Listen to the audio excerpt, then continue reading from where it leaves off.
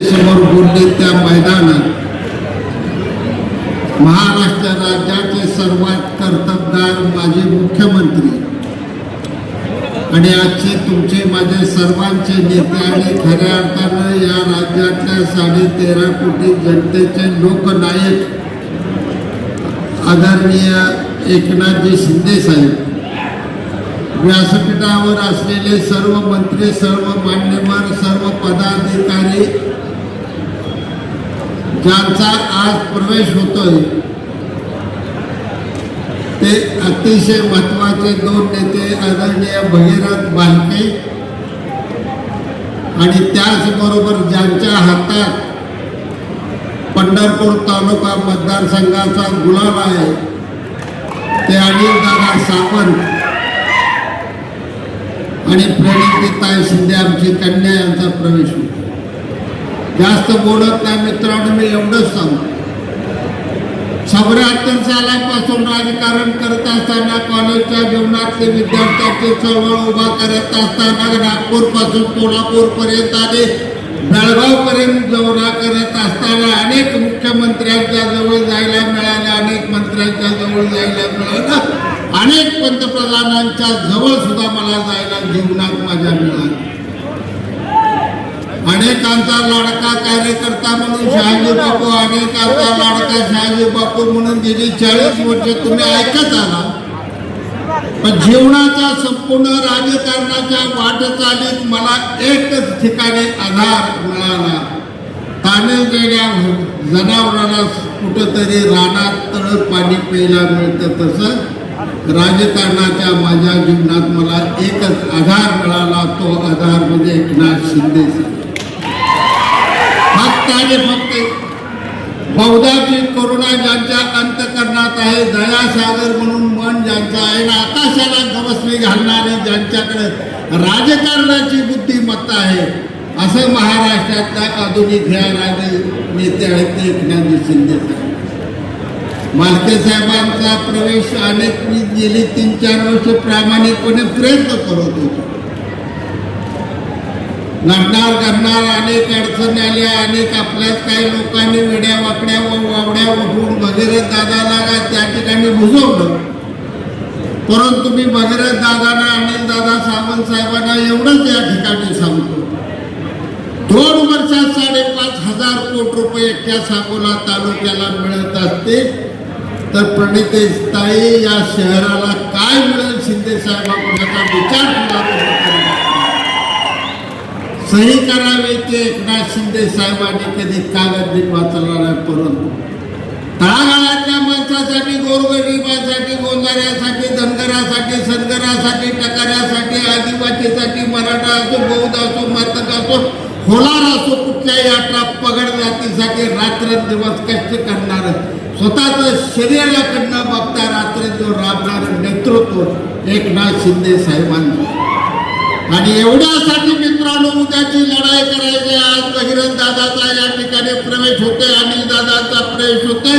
शिंदे साहेब, तुम्हाला माझी कळकळीची नम्र विनंती आहे, फक्त तानाजी सावंत सरांना आता 18-19 साली जसं लक्ष दिलं सोलापूरकडं, तसं पुन्हा लक्ष द्यायला लावा. 5-6 आमदार आजच निवडून आले म्हणून सावंत सर, तुम्ही जा धाराशिवला जाऊन बसलाय ते आम्हाला घावं नाही. जरा इकडे ही घर तुमचे ही घर आहे, इकडे सासरवाडी आहे, माहेर इथं आहे, आई बापाचं प्रेम इथं आहे. एक वाक्य सांगून जातून थांबू, वेळ कमी आहे. हिंदवी स्वराज्याची स्थापना करत असताना मित्रांनो त्या ठिकाणी 12 मावळ्यातल्या तरुणांनी स्वतःच्या घरातली खुरपी घेतली, येळ घेतलं, आपल्या कुळवाच्या फाशी घेतल्या, घिसाडाकडे लवाराकडे गेल्या आणि त्या खुरप्याच्या निळ्याच्या तलवारी आणि ढाली बनवल्या आणि हिंदवी स्वराज्यासाठी छत्रपती शिवरायाच्या पाठीमाग हा मावळ्याचा त्यांना पाठ करून उभा राहिलं. निजामशाही, आदिलशाही आणि मोगलशाहीला सुद्धा हादरून टाकणार असं हिंदवी स्वराज्य स्थापन झालं ते मावळ्यांमुळे. व्यासपीठावर असलेले सगळे नेते या ठिकाणी असतील, हे नेते तेवढेच बरोबर आहे. पण आता सगळ्या शेवटी बसलेला माझा शिवसैनिक एवढ्याच माणसांच्या तोला मोलाचा एवढाच बरोबर तो शिवसैनिक आहे. ही लढाई आहे ती तुमच्या हातात आहे. ही लोकशाहीची लढाई खेळायची आहे. आम्ही गुवाहाटीला गेलो, अनेक टीका झाल्या.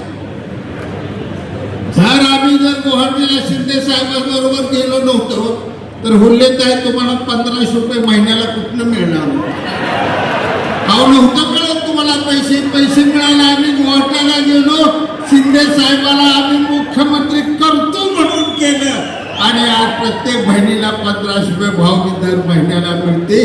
माझी ज्योतिताई कुठं झोपडपट्टीत राहत होती, अँकर म्हणून काम करत होते. पहिली कामं देणारा तिला मानस कन्या म्हणून प्रत्येक भाषणात मी 25 वर्ष झाले जाहीर करत होतो.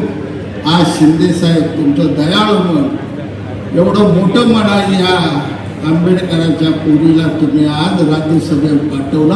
हा सर्वात मोठा झालेला तुमचा राजकीय निर्णय असा आपण मित्रांनो. मोठा जागा होय, आपण इसकटलेल्या अवस्थेत आहोत.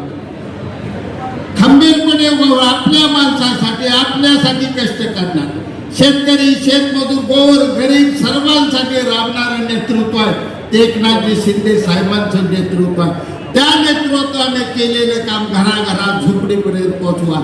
गल्ली बोळात हिंदा, फक्त मुंबईचं दौरं करण्यात वेळ घालवू नका मित्रांनो.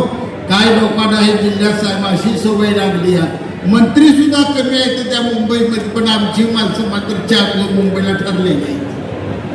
हे सगळं बंद करा आता आणि खाली तळात काम करा.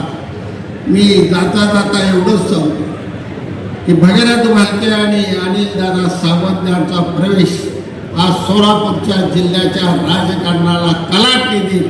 पण 95 साली जे शिवसेनेचं सोलापूर जिल्ह्यात वैभव होतं, 4-5 आमदार होते, या ठिकाणी मंत्रीपद होती, ते वैभव शिंदे साहेबांच्या नेतृत्वाखाली फक्त आपण या जिल्ह्यात निर्माण करू शकतोय.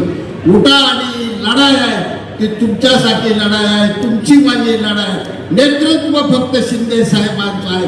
आपला माणूस, आपल्या घरातला माणूस, शेतकऱ्याच्या पोटी जन्म घेतलेला माणूस, ज्यानं डोंगरावची शेती खात्यावर कुळव घेऊन शेती केली, रिक्षा चालवी, सगळ्या समाजाची सुखदुःख माहीत असलेला असा हा दिलदार मनाचा, पण तेवढाच कणखर आडवाण्याला आडवं करण्याची ताकद असलेले नेतृत्व आपल्याला मिळाले.